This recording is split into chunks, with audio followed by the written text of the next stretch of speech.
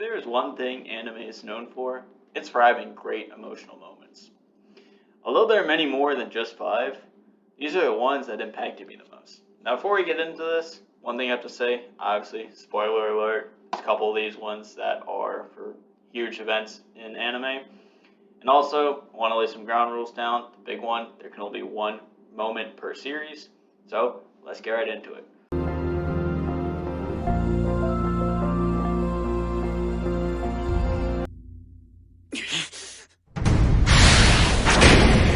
I am a soldier! And I have dedicated my heart to the restoration of humanity, sir! Nothing could make me prouder than dying for such a noble cause! If we were to use his Titan ability and combine it with the manpower we have left, I believe we can do it! We can retake this city!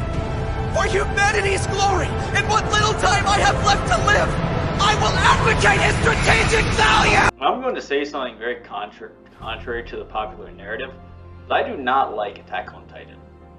Season 1 was good, and that was really it. However, I would be lying if I were to say this moment did not hit me hard. Armin was my favorite character in the show. He was not a fighter, he was pretty weak, and constantly needed to be saved. However, this was his moment to shine. After Eren had turned into a Titan for the first time, the military wanted to kill him on sight. He turned to Armin, putting all his faith into his cowardly best friend. And despite being the one who always needed to be saved, it was his words that convinced the military to hear them out. It was this moment that made me love Armin's characters, and even though the series never reached that high again, this moment always gives me chills.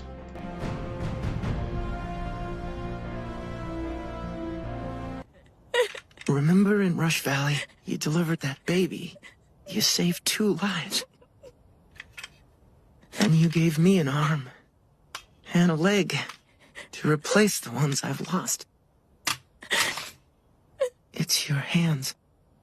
They weren't meant to kill. They're meant to give life.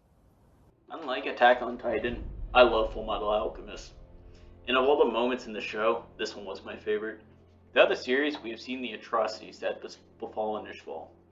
We also learned that the parents of Winry went out of their way to help those people, which is unfortunately how they met their end at Scar's hand. We had seen Scar's absolute ruthlessness in avenging his slain brothers. However, when Edward tells him about the doctor he's killed, and Winry overhears it, she pulls a gun out, aiming for him. For the first time, we see it break in Scar's ruthlessness. He understands Winry's feelings of loss, but makes it clear he will not allow her to stand in his way. However, Edward manages to talk her down. She falls to her knees, still holding the gun. As she holds the gun, Edward grabs her hand, removing her fingers as he recounts all the times she helped people out. Edward knows the road she will go down if she kills Scar. He knows it is not something that someone can easily walk back from. He knows how good of a person she is, and does not want to lose one of his best friends to darkness.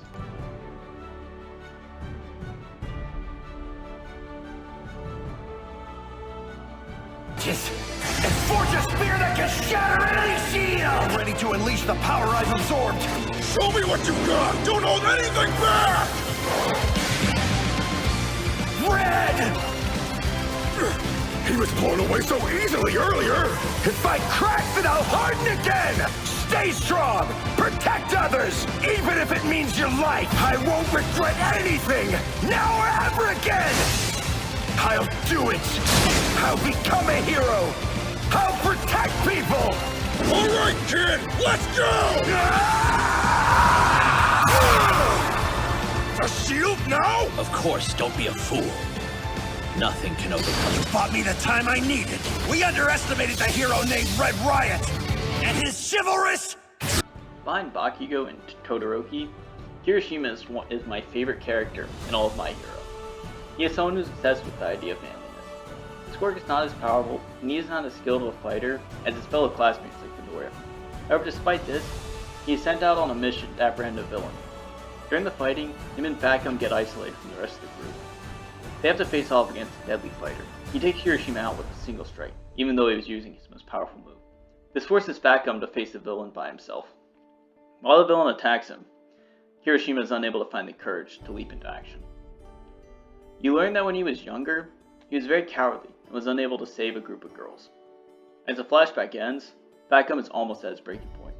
His fat is almost gone, preventing him from absorbing the blows. As he is about to be defeated, Kirishima leaps into action, his resolve restored. He stands there, absorbing the villain's strikes, giving Fat Gum enough time to convert his fat into power. Kirishima collapses, allowing for Fat Gum to defeat the villains. This is the best scene of Kirishima, breaking down the layers and showing us what drives him. Before this, no one thought that cowardice was a trait he had. And his struggles and feelings of inadequacy made his ultimate triumph and his entrance even more epic. It was that moment that endeared me to his character, and one of the first times I was actually cheering out loud.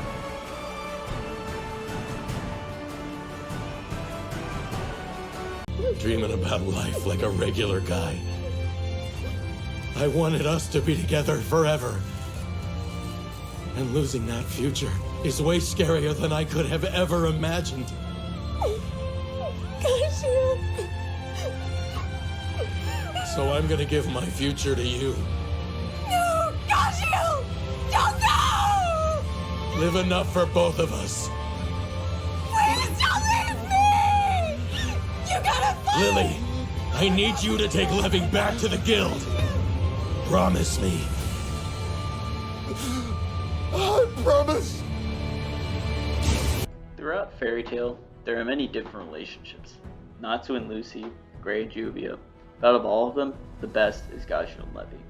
Their journey starts with Gajeel attacking Levy and crucifying her and her friends. But after saving her from Laxus, she becomes the first person to accept him as a member of the guild. Although Gajeel is crude and rough on the outside, and originally pushes her away, the two of them begin to grow closer as the series goes on. However, Gajeel always kept his feelings hidden. However, it is their fight with Bloodman where he finally confesses. During the fight, Levy is affected by Bane particles that are harmful to wizards. Gajeel is able to best him, but in a last-ditch attempt, Bloodman activates a spell which traps both him and Gajeel. The spell is set to kill both of them, so thinking this is his end, he confesses his feelings to Levy. As he is sucked in, Levy tries to save him, but is restrained by Panther Lily. This was the moment that Gajeel completed his character arc, from being a crass brute to a careful lover, leaving both us and Levy with a feeling of loss. The scene always brings out the feels every time I watch it. Now before I reveal my number one, I should mention the great moments that did not make it on this list for one reason or another. This was the moment that Happy became my favorite character in all of Fairy Tail. It was epic, as even though he was far weaker than the others and stood no chance against Urza, he still stood up, fighting just like Natsu would. The only reason I didn't put it on the list is simply because Gajeel and Levy's moment hit me harder. I love this moment. It was what endured me to Izuku Midoriya. However, the reason I didn't put it on the list was entirely subjective, as I personally enjoyed Kirishima's moment even more. This was the darkest moment of One Piece. It showed how underprepared they were for the challenges that faced them in the New World. I remember the shock when I first saw this. It was something I did not expect. However, there was one moment in One Piece that hit me just a little bit harder.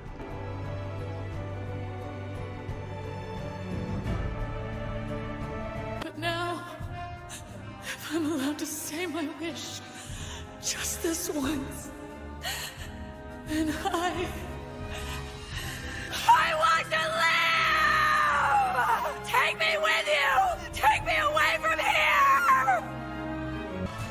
Out of all the Straw Hats, Nico Robin is Bark. However, Water 7 and Enies Lobby are my favorite arcs in the show. Prior to this, Robin goes missing, and it is later believed that she betrayed the crew. However, as the events play out, they learn that she did all that to protect them. The crew decides to go to a government base in order to break her out. Each one of them fights through there, eventually reuniting across from Robin. She tells them she wants to die, and that there is no hope for them. However, Luffy declares war on the entire world, just for her. It begins to break down, and it is that moment where Luffy asks Robin if she wants to die. With tears in her eyes, realizing that they are going to free her whether she likes it or not, she says those words. It was at that moment that I fell in love with One Piece. I was cheering out loud for them to free her. I remember staying up incredibly late for days on end, waiting for Robin to be freed. And it's that reason that this is my favorite scene in all of anime.